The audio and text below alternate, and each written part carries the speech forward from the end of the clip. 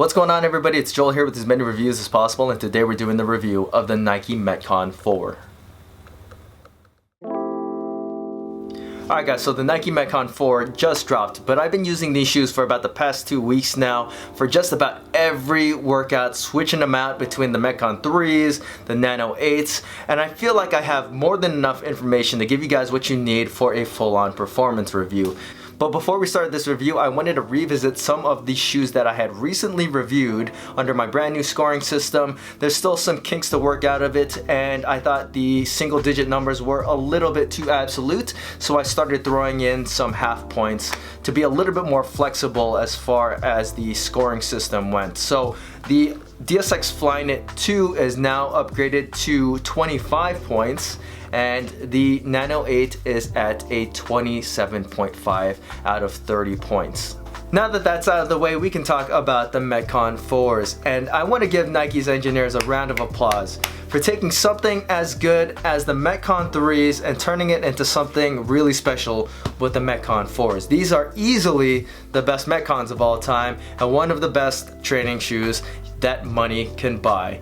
But what makes the Metcon 4s so special? So first things first, let's talk about the build quality and construction of the Metcon 4s, where I give this shoe a perfect 6 out of 6. The upper is where you're gonna find the biggest change between the 3s and the 4s.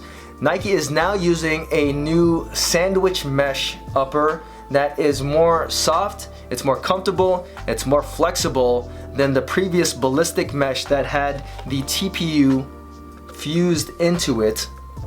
Now, what allows Nike to use a more softer, more comfortable upper is their new haptic print technology. And that's all of those little tri-stars that are printed on top of this upper to increase durability throughout the shoe and in high wear areas. Now, you're gonna find a lot of the tri-stars in the lateral, medial, and toe parts of the shoe. The part that does not have as much is right where it needs to be flexible at the metatarsal joints, and it definitely is flexible in that area of the shoe. Another thing that has changed is the TPU heel counter. It's been cut down, but Nike says that that's mainly for aesthetic reasons, and in my testing I didn't notice any loss of stability from it being cut down, and it does actually look a little bit better this way. There is still the TPU heel clip for doing handstand push-ups. I never really noticed that doing anything in the first place, so I'm kind of whatever about that. The tongue also gets a little bit of an upgrade. It gets that tri-star treatment, and it has a little bit more cushioning than the previous tongue had, and that is actually a little bit more of a functional change too. If you lace the shoes up tight, it helps keep your heel inside of the shoe. Now, another change to the shoe is that you have 6 eyelets in total. There's a plain one, 4 fly wire eyelets, and then one finally at the top of the ankle collar. That really does a good job in preventing heel slip, but there is still a tiny little bit if you really want to get nitpicky. Another minor change is the laces are much nicer this time around on the Metcon 4s than the more plain, just kind of cheap, flimsy laces of the 3s. I didn't have a problem with them because at least they stayed tied, but they were a little cheap looking. Now, what didn't get changed between the 3s and the 4s? The drop-in midsole is the same exact one that you're gonna find on the Metcon 3s. The lining is a little bit different looking, but the overall material and feel is the exact same thing. It actually has the same numbers and everything under it as well. The drop is still 4 millimeters. The inside of the shoe is now lined with a fabric that keeps it from squeaking for a little bit of time, but on some of my shoes there is still a little bit of squeakiness.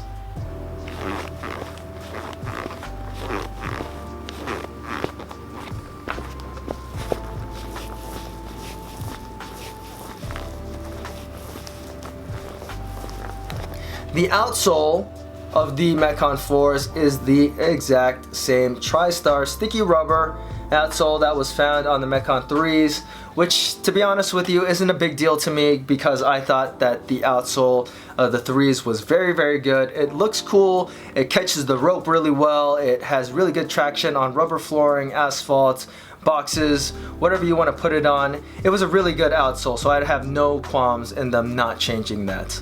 Now moving on to the fit of the Metcon 4s, where I give this shoe a 5.5 out of 6. It gets dinged a little bit because it still has a tiny bit of heel slip, but I think that Nike did a really good job in improving the fit and making it almost perfect with the Metcon 4s.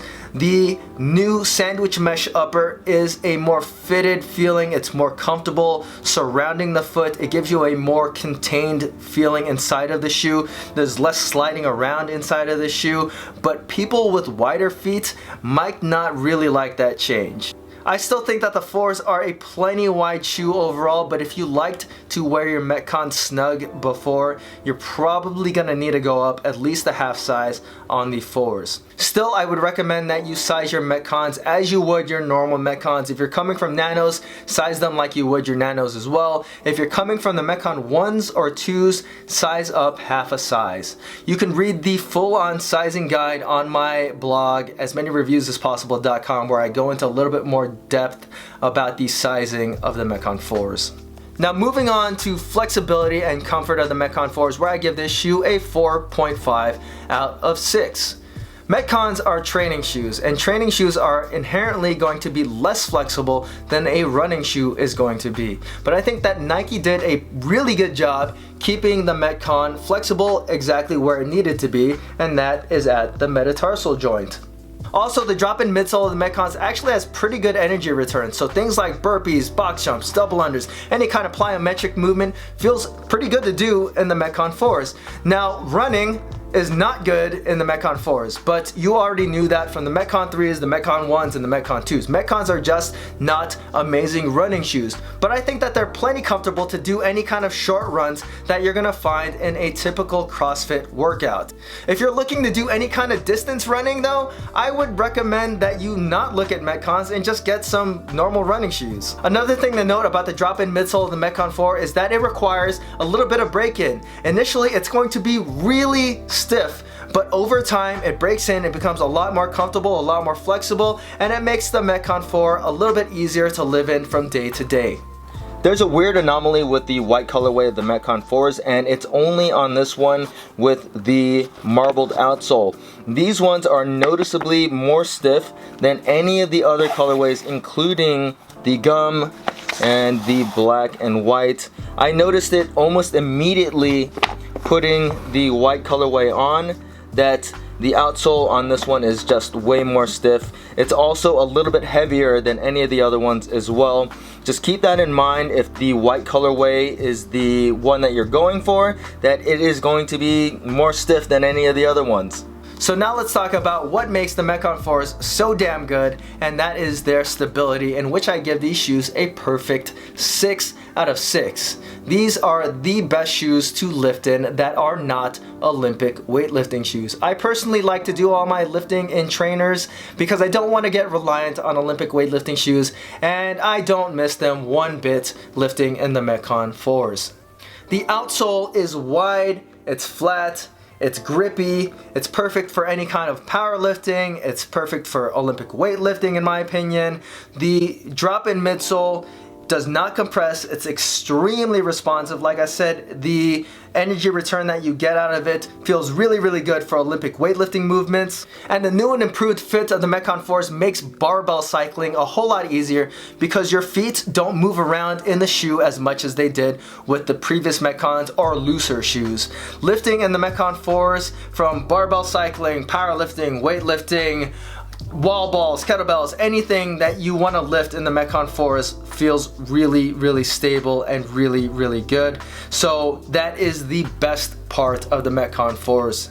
So now let's talk about how the Metcon 4s stack up against some of the other top training shoes out there, starting with the Metcon 3s, which are still an amazing training shoe. If you didn't have any issues with the fit of the Metcon 3s, then you're not really missing out on anything with the Metcon 4s. These are definitely a better shoe because of the fit, but the stability is the same, the flexibility is pretty much the same. The only thing that is different between the Metcon 3s and the Metcon 4s is the fit and the upper of the shoe. And if you can find the Metcon 3s at a highly discounted rate, then just go for that. But if you don't mind spending the extra little bit of money, the Metcon 4s are definitely the better shoe still. If you wanted something a little bit more comfortable but didn't want to go away from the Metcon feel, then maybe check out the DSX Flyknit 2s. They're a little bit more comfortable, they're a little bit more flexible, the drop is a little bit higher, but they also do cost a little bit more money.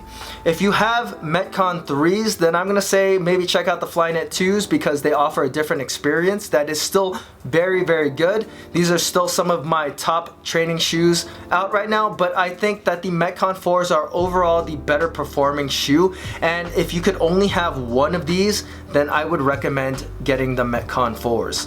So here's the big one, Nano 8s or Metcon 4s, and this one is so close. The Nano 8s are a more flexible, more comfortable trainer overall, but the Metcon 4s have much better stability and are still fairly comfortable. They also, in my opinion, look better. But if I had to choose one to pick to wear for the rest of my life, I have to go with the Nano 8 because it's just a little bit more comfortable, it's a little bit more flexible, and I still feel pretty comfortable lifting in this shoe. But if I was going for any kind of max effort lift, I would choose the Metcon 4s. So when it comes to the value of the Metcon 4s, I give these shoes a 5 out of 6. They cost the standard going rate of $130, which is the normal price for a flagship CrossFit shoe. Now here's the thing, if you can get the Metcon 3s for their discounted rate, I've seen them as low as $75. Just go with that because you're not really missing out on too much with the Metcon 4s. Also, like I said before, if you did not have any issues with the Metcon 3s, then it might not be worth spending another $130 on the Metcon 4s. But if you're looking for one shoe and you don't mind spending any money, you don't have Metcon 3s, you don't have any other shoe, then get Metcon 4s. They are one of the best training shoes out there other than the Nano 8.0. The total score of the Metcon 4s is gonna be 27 out of 30, making this shoe a must buy in my book. So that's it guys, make sure you check out the full review of the Metcon 4s on my blog, asmanyreviews.possible.com. Follow me on Instagram, as many reviews as possible. If you guys have any questions about this shoe, feel free to ask them in the comment section. If you like this video, hit that thumbs up button. If you didn't, well, you know what to do. And subscribe. As always guys, thanks for watching.